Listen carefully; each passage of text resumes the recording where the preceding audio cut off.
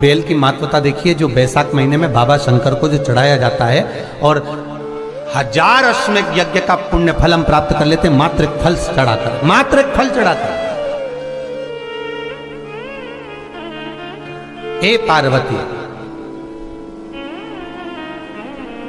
संसार का मनुष्य जब मुझे वो बेलपत्र समर्पित कर, वो बेल का फल समर्पित करता है, पार्वती वो फल जो मुझे चढ़ता है, फिर मैं भले नर्मदा के जल से निकला हुआ कंकर शंकर क्यों ना हूं, फिर चाहे मैं गंगा के जल से निकला हुआ कंकर शंकर क्यों ना हूं, चाहे फिर मैं यमुना के जल से निकला हुआ कंकर शंकर क्यों ना हूं, चाहे मैं सरयू के जल से निकला हुआ कंकर शंकर क्यों ना हूं, चाहे मंदाकिनी के जल से निकला हुआ कंकर शंकर क्यों ना हूं, ए पार्वती फिर जो भी शिवलिंग पर वो बेल समर्पित होता है, वो बेल उठाकर जीव अपने कार्य में ले सकता है। ये माँ उमा से कह रहा है। तो उस बेल की महत्वता जानेंगे।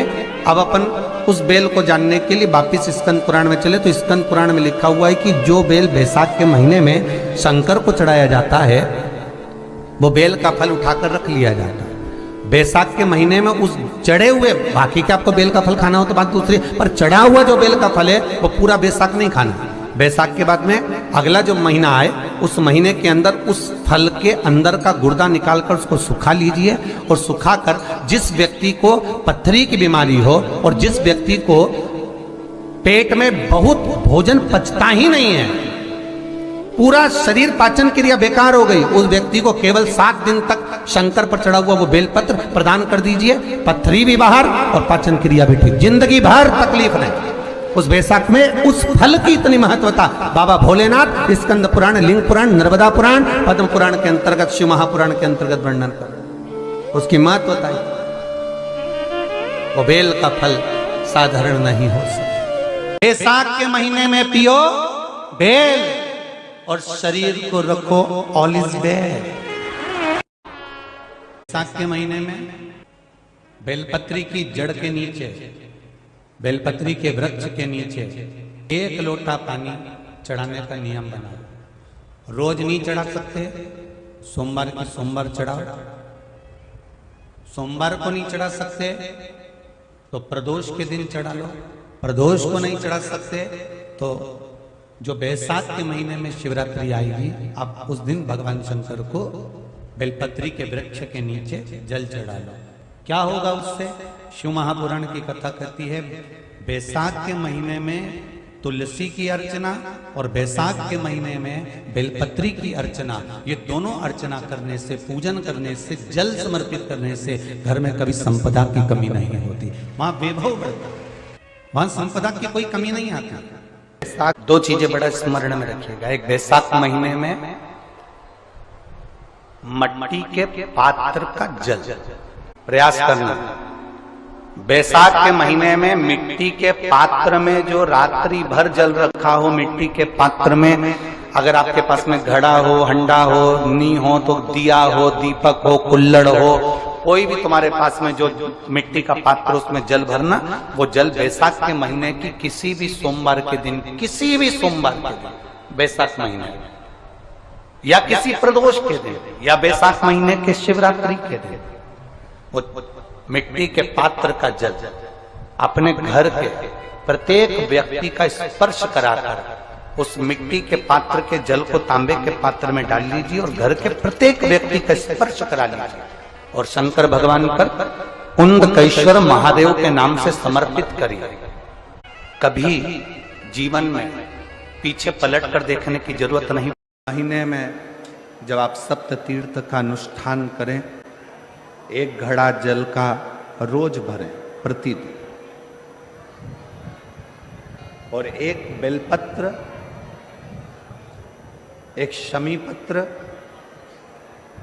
उस घड़े के नजदीक में कोई पात्र में अवश्य रखें।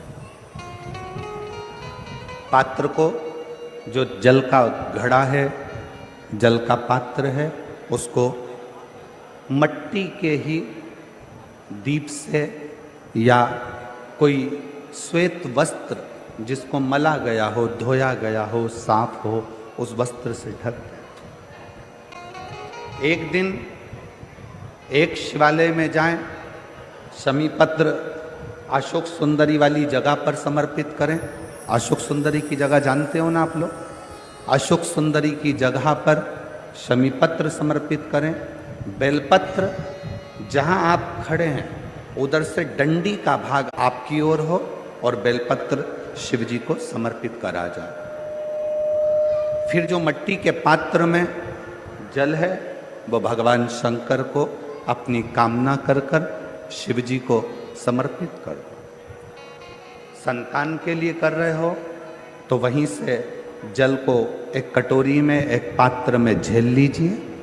उस जल का आधा भाग नंदी के पास बैठकर आप ग्रहण कर लो, आधा भाग अपने पति को देना प्रारंभ कर दो।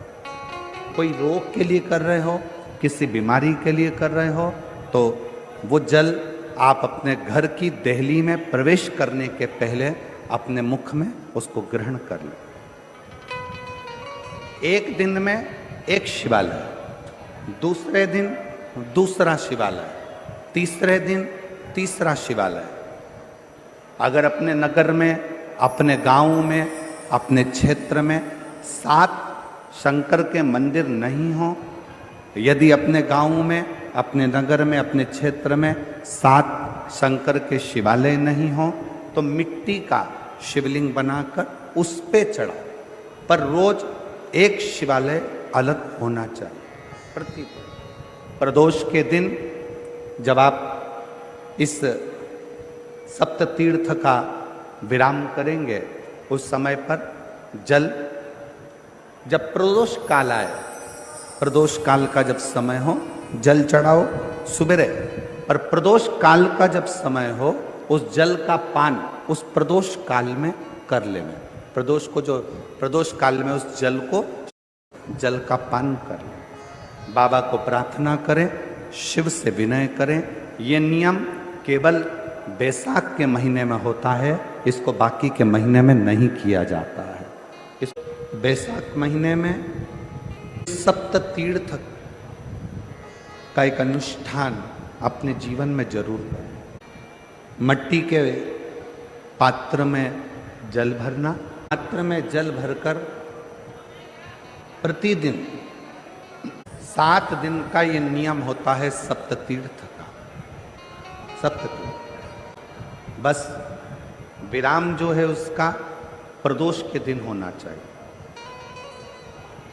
के महीने में आपसे एक निवेदन जरूर करूंगा कि आप कथा बैसाख महीने की श्रवण कर रहे हैं, ये भाव जागृत रखना कि मेरा शंकर, मेरा शिव, मेरे नारायण, ये अगर ये बैसाख मास की कथा का अगर लाभ दे रहे हैं तो कहीं ना कहीं हमारे जीवन का कल्याण होगा ही, ये निश्चित है, ये निश्चित।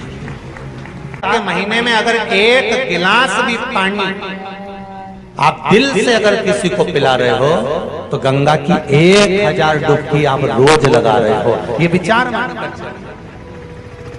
कोई कम नहीं है। किसी रूप में हम जब भगवान के प्रति समर्पित होते हैं, हमारा समर्पण जब भगवान के प्रति होता है, हमारा समर्पण भाव जब भगवान के प्रति होता है तो उसका सुख हमें मिलता जरूर है। और शंकर की कथा में शिव को केवल तुम्हारा निर्मल मन सो मोहि पावा, मोहि छल छल कपट नाम। शंकर को निर्मल चित्त, निर्मल मन, निर्मल भाव चाहिए। उस बेल की महत्वता देखिए।